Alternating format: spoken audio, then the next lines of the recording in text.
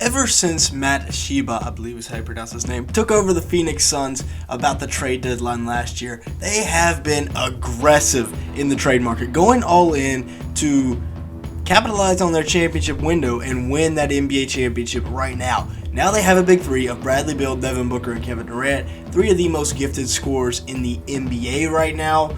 KD and D-Book almost by themselves, 2-on-5, beat the Denver Nuggets. They also bring in defensive specialist Frank Vogel to help out as their new head coach, replacing Monty Williams, and they bring in veterans such as Eric Gordon, Drew Eubanks, and length and athleticism with Yuta Watanabe, Keita Bates-Diop, and more, which we will talk about all throughout today's video. So make sure you stick around for the full thing. Make sure to hit the like button and leave me a comment down below, because I think NBA teams are going to be terrified of the Phoenix Suns this year. Now, about 96% of you that are watching this video are not subscribed. Let's change that. All it takes is a second of your time. Just go ahead, go down there, hit that subscribe button, turn on those post notifications, and let's go ahead and get started talking about the Phoenix Suns. Unstoppable with Bradley Beal, with Kevin Durant, with Devin Booker, DeAndre Ayton, the rest of that core that they have, they're not going to be guarded right now. Bradley Beal last year put up 23.3 points, 5.4 assists, and 3.9 rebounds. But the big number there that I want you to focus on is the 5.4 assists, because between him and D-Book, they're going to have to be the two playmakers. They don't have a true point guard with this squad. Maybe Jordan Goodwin steps up a little bit. But 51% from the field, 37% from three, one steal. Expect Beal and D-Book to split the point guard duties. He's going into his age 30 season. Played 34 minutes a game last year, so he's still right in the middle of his prime. He should be fine. He should be, well rested, fully healthy. He should be dogging. The only question, like I said, who's playing point guard should not really be a question. It's going to be a combination of guys. There's not really going to be a true point guard, which could hurt them down the stretch. But I think at the end of the day, you look at championship contenders, it's going to go through the Western Conference. I don't think there's a team in the Eastern Conference that can win a championship this year with what we've got in the West. The Western Conference Finals could end up being very much more competitive than the actual finals. But with the Suns, with the Nuggets, with the Warriors, the Lakers, even the Mavericks, there's probably a team I'm missing in there as well. The West is super competitive, but I think the Suns and the Nuggets are going to be the two that meet up in the conference finals. Now, they bring in Bobo, who, for a team that already has Kevin Durant, I think it's the perfect addition, not only for Bobo, but also for the team. Bobo last year averaged 9.1 points, 5.8 rebounds, and 1 assist per game. He was good, but I think he's going to thrive with KD on his squad. 54% from the field, 27% from three, 1.2 blocks. Bobo is, a perfect mentor for him. Really, the only perfect mentor for him would be KD. And, he's a guy that started the season off last year hot. He had people thinking he was a cornerstone for the Orlando Magic, and then he fell off. His rim protection was bad. He just fell off in general. So hopefully Bobo can have a bounce-back season. But the Phoenix Suns had a complete roster overhaul this year, and they focused on length and athleticism to help build that defense up, but they also got a couple of snipers. Yuta Watanabe averaged 5.6 points and 2.4 rebounds per game last year for the Brooklyn Nets. I believe he was a very good role player for them. 49% from the field, 45% from three. Ideal length, three-point shooting abilities. He was good. He was very good last year. He's going to be a great role player. Again, only in 16 minutes a game, but at 6'9", he was really good last year. And then you also have Eric Gordon, who 11 points a game, 2.1 rebounds. He is a very veteran role player who has been on a lot of championship contenders before, and I think he's going to really help this Suns team out. 46% from the field, 42% from three last year with the Clippers, who of course the Suns beat in the first round of the playoffs. And Eric Gordon, he's going to be good. 25 minutes a game, 35 years old.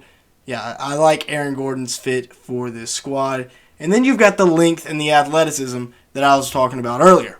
Not even going to try to pronounce his first name. We're going to call him Metu. And I don't think he's going to get too much PT next year. Probably just in pinch spot minutes. But he averaged 5 points a game and 3 rebounds last year for the Sacramento Kings. In a similar role. Not exactly a playoff rotation piece. But he is 6'10" and shot at 60% from the field last year. So definitely a guy that could be utilized at certain spots. Keita Bates-Diop averaged 10 points, 4 rebounds. I did not realize how good of a season Keita Bates-Diop had for this Spurs team. King of the fourth quarter GOAT, if you know, you know.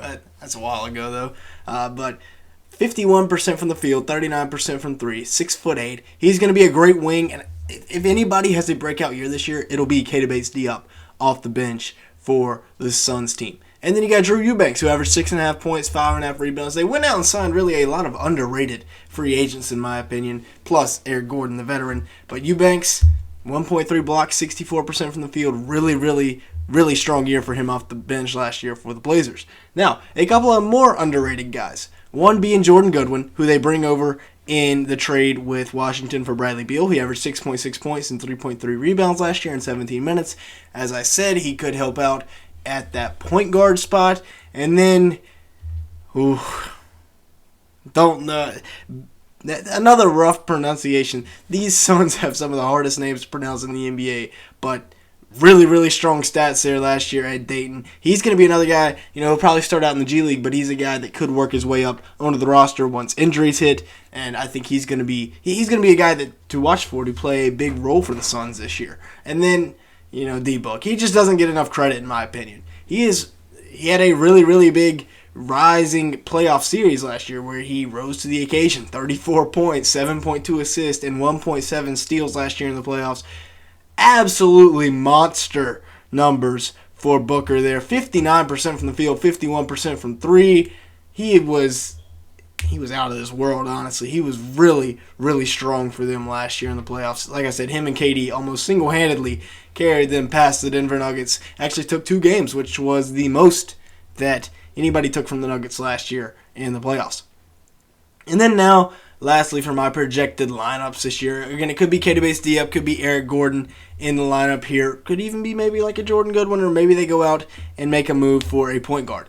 But as of right now, I got D-Book, I got Bradley Beal, I got Yuta Watanabe, I got Kevin Durant, and I got DeAndre Ayton as my starting 5 for this Phoenix team. This is a team with a lot of length, like we said, a lot of athleticism, like we said. So much scoring with D-Book, KD, Bradley Beal. They should not have an issue scoring on people. And then with Frank Vogel as the head coach, what that does is it just brings in a defensive scheme around an offensive. You don't really have to have a scheme for this team. It is pretty much self-sufficient on offense. You could honestly just go ISO every single possession and probably still win 50 games. The defense is going to be solid with Frank Vogel, and we've seen him win championships 3 years ago with the Los Angeles Lakers. Granted, it was in the bubble, but still, they do move on from Campaign. I did want to take a little bit to acknowledge that. So Campaign gone to San Antonio. It will now be likely Jordan Goodwin there at the backup point guard spot. So that's who I'm going to guess it is. It could be somebody else again. And then Eric Gordon, Keita Bates-Diop, Bobo, and Drew Eubanks. Very solid bench.